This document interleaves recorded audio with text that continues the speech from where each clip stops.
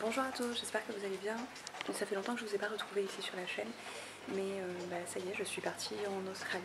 Donc je suis arrivée mercredi, enfin dans la nuit mercredi, à Perth. Donc je suis arrivée à 3h30 du matin, quelque chose comme ça. On est dimanche. Je suis encore sous l'effet du décalage horaire, puisque mon rythme de sommeil a du mal à retrouver un équilibre.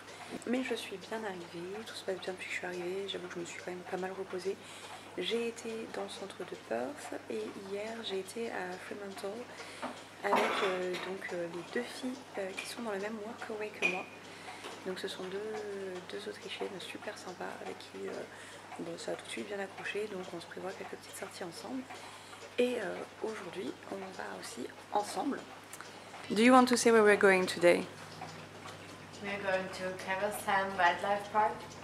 Yeah. I think about half an hour or 1 hour away. Yeah. And what are we going to see there? Kangaroos, koalas, wombats, penguins, a lot of animals. Yeah. So we're gonna have fun. Donc là il est 8h du matin et voilà, je vous emmène avec moi.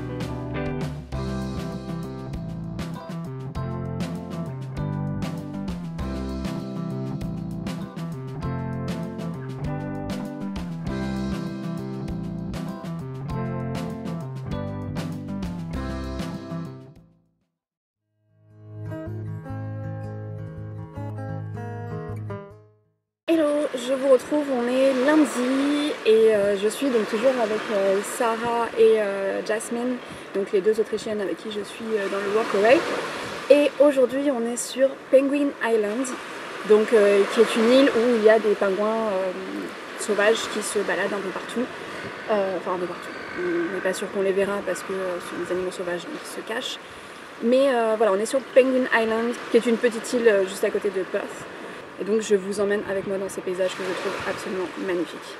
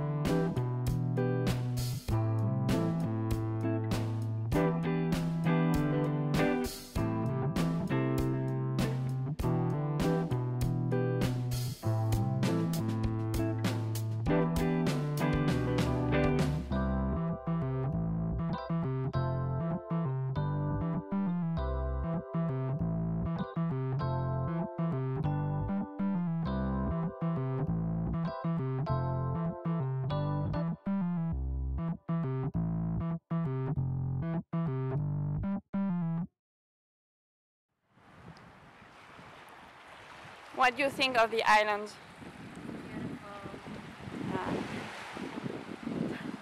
Cold. It's so warm. Cold. More than my feet. How's the water? So clear. So nice. And cold. I feel. It is. I feel to go. Yeah, you will swim today?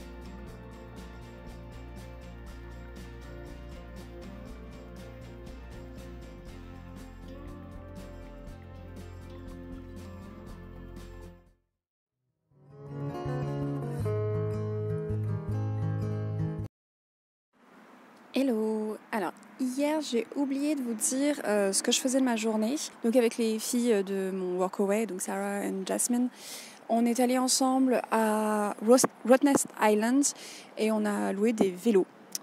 Et on a donc visité l'île en vélo. On a fait à peu près 18 km, donc on les a bien sentis, mais on a aussi bien profité parce que l'île est absolument magnifique. Et du coup, je vous laisse avec un petit aperçu.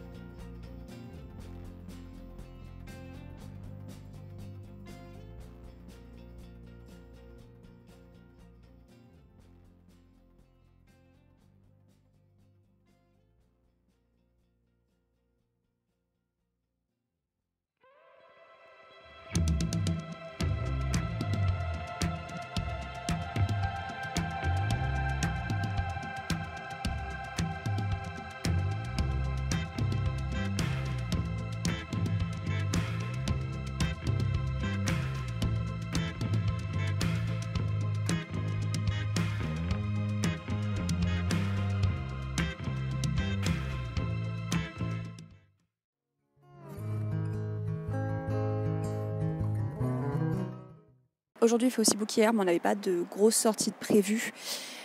Donc j'en profite pour aller en ville à Perth pour récupérer ma carte bleue qui est arrivée à la banque. Et j'ai décidé d'y aller à pied, donc au passage je traverse Kings Park.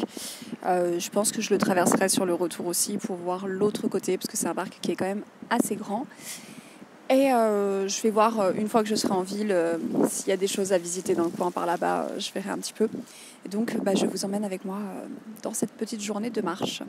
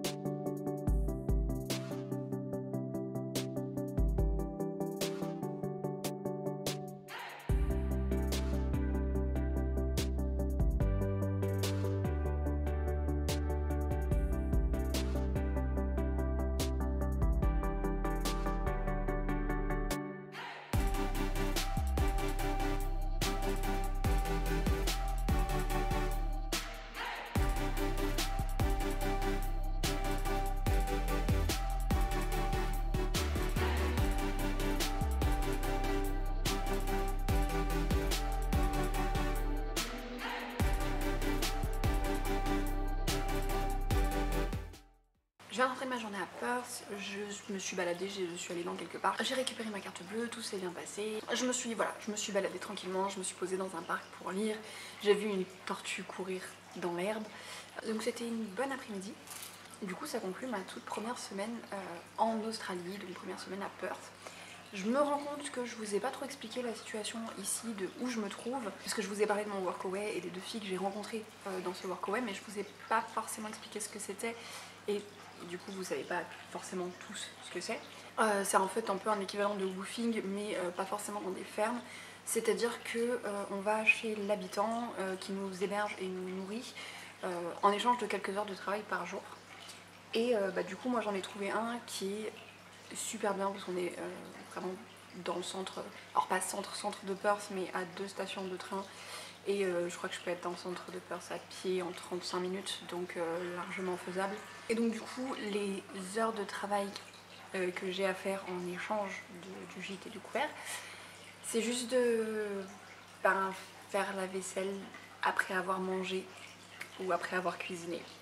C'est à peu près tout. Notre hôte ne fait vraiment pas ça parce qu'il a besoin d'aide dans la maison, mais parce qu'il a une grande maison à disposition et parce qu'il veut aider en fait des gens d'un peu partout dans le monde, faire des rencontres et aider les gens en fait à s'installer quand on arrive. Donc vraiment super généreux, super gentil.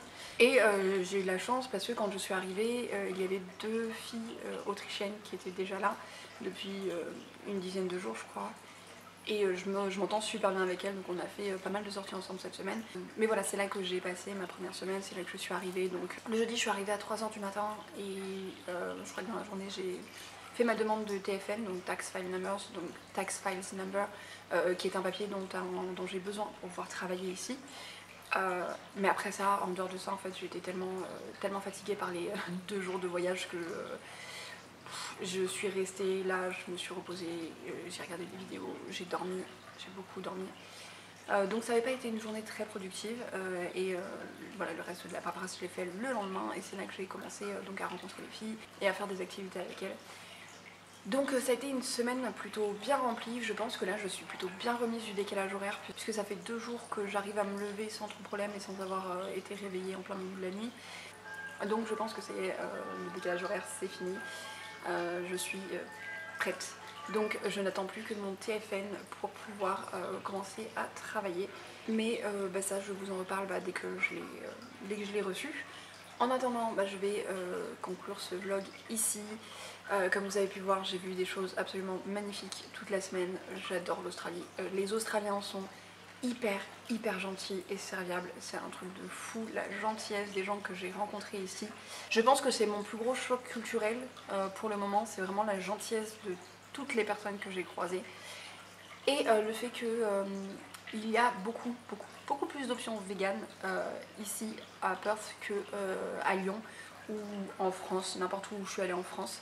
Il y a beaucoup plus de choix ici, genre tous les restaurants, tous les endroits ont des options véganes et dans les magasins les rayons véganes sont beaucoup plus fournis, il y en a de partout.